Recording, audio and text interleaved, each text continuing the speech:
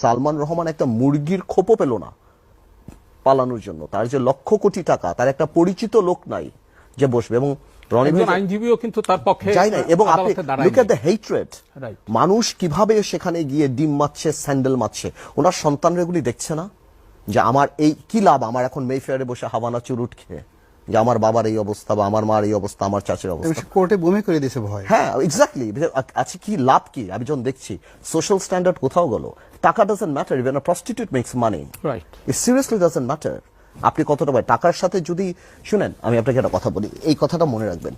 আপনি যদি টাকা পয়সা কামাই করেন না, দ্যাটস প্রফিট। আপনি যখন অনেক বেশি সম্পত্তি করবেন, লাভ হবে, দ্যাটস গ্রোথ। ওর মধ্যে যখন মোরালিটি থাকবে, that's success, that is success. So আজকে সালমান রহমানদের কোটি কোটি, হাজার হাজার, লক্ষ কোটি টাকা, সালমান কেন, সালমান বলেন, এসালম বলেন, যাদের বলেন, এদের জন্য কি অপেক্ষা করছে? এই যে অসম্মানী অপেক্ষা করছে, যেটা রনি একদম ঠিক মতো বললো, যে এদের সন্তানরা ভবিষ্যতে কি মুখ দেখাবে, কার সাথে কথা বলবে? এটা তো আল্লাহ তো ওইটা রেখে, আমি বললাম না যে ওনার মনে করেছিল যে অন্য কাউকে টাকা দিয়ে দেবে, কিন্তু আল্লাহর দরবারে তো টাকার কোনো দাম নাই, আল্লাহ নারাজ হয়েছে। আমি আজকে দেখছিলাম সালমান এক জায়গায় বলছে যে কোরআনে তেমন কোনো সমস্যা নাই। তার মানে আমি জানি আপনি দেখেছেন নাকি ওনার একটা বক্তব্যে, আপনি চিন্তা করেন কোন লেভেল পর্যন্ত চলে গিয়েছেন, কার ভুল ধরা, কার সঠিক করা পর্যন্ত হাত চলে গিয়েছে। তো এই জিনিসগুলি থেকে আমাদের শিক্ষা নেওয়া উচিত। এবং ওনার যেটা সিন্ডিকেট ছিল, ঠিকই বললো যে সালমান রহমান কিন্তু অনেক আগের ব্যবসায়ী, ওনার আশেপাশের যারা ছিল কেউ কিন্তু ওনার বন্ধু না।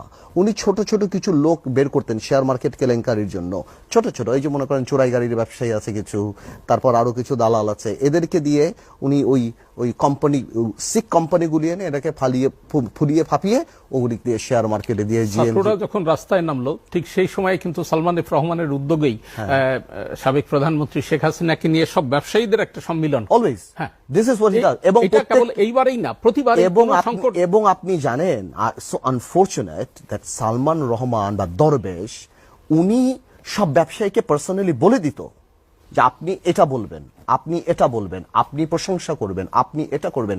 কেউ যদি সত্যি কোনো কথা বলতে চেত, সেটা যদি সালমান সাহেবের এগেনস্টে যেত, সালমান রহমানের এগেনস্টে যেত, তাহলে উনি সেটা বলতে দিত না। এবং উনি আগে থেকে বলে দিত। উনি তো 15 বছর উনি গণভবনের সম্পূর্ণ কেমিস্ট্রিটা জানতো, কার কথা কে শুনবে, কে বুঝবে, কাকে বলতে হবে, উনি সব জানতো। এই জন্য আগে থেকে একটা প্রিকনসিভ আইডিয়া সবার মধ্যে থাকতো। এখন ব্যবসায়ী মানুষরা সাধারণ মানুষকে দেখেন, এফবিসিসিআইটা কিভাবে ধ্বংস করেছে। সালমান রহমানের পায়ের কাছে যে পড়বে সে এফবিসিসির সভাপতি হবে, রাইট? যে পায়ের কাছে পড়বে সে বিসিসির সভাপতি হবে। ইলেকশনটা উঠিয়ে দিল, সব তার লোক, সব জায়গায় তার লোক। তো এই লোকরা আপনি কি বলেন, এই লোককে কি একবার ফাঁসি দেওয়া যায়? এবং পরে যে আবার এই হত্যাগুলির সাথে জড়িত হলো, এই লোকরা আপনি কি করবেন? আপনি বলেন, বারবার ফাঁসি দিতে হবে, আপনার দাবি সেটি। যে বিষয়টি আপনি পতনের কথা বলেছেন, এটা পরাজয় না, ডিফিট না, অবশ্যই এটা পতন। এই পতন থেকে আমাদের কি শিক্ষা? আমাদের এই শিক্ষা নিতে হবে যে আমরা আল্লাহর জমিনে অহংকারের সাথে হাঁটবো না। আমার মানুষের সাথে, খারাপ মানুষের, আমার বিরুদ্ধের কথাটা আমার নেয়ার মানসিকতা থাকতে হবে, যে আমার সমালোচনা করবে সেই আমার শত্রু না। আমি আমার ক্ষমতা দিয়ে যাকে ইচ্ছা তাকে জেলে দিব না, যাকে ইচ্ছা তাকে ক্ষতি দেব না। আমি সম্মানী ব্যক্তিকে সম্মান করব, আমার মধ্যে খোদাত্ব আসবে না। আমাদের মধ্যে বিবেচনায় নিতে হবে, কাফনের কাপড়ে কোনো পকেট থাকে না। শুধু পকেটের ব্যাপারটা না, অনেক মানুষ আছে কিন্তু ফিনান্সিয়ালি কারাপ্টেড না, কিন্তু মেন্টালি কারাপ্টেড।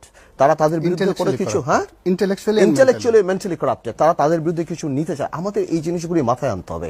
এবং আরেকটা জিনিস মাথায় আনতে হবে, যদি আমরা দেশকে ভালো, আজকের দিনে কোনো ব্যক্তির পক্ষে দেশ চালানো সম্ভব না, দেশ চালাবে সিস্টেম।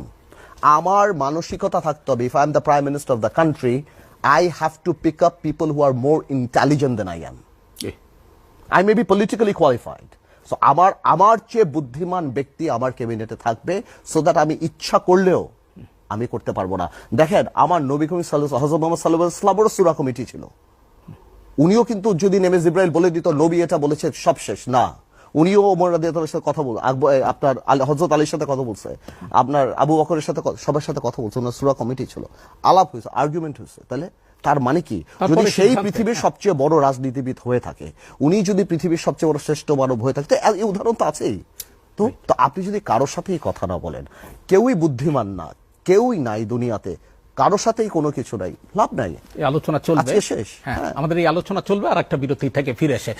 দর্শক, আপনারা দেখছেন এসএটিভি সংলাপ, নিচ্ছি আরেকটি বিরতি, সঙ্গেই থাকুন।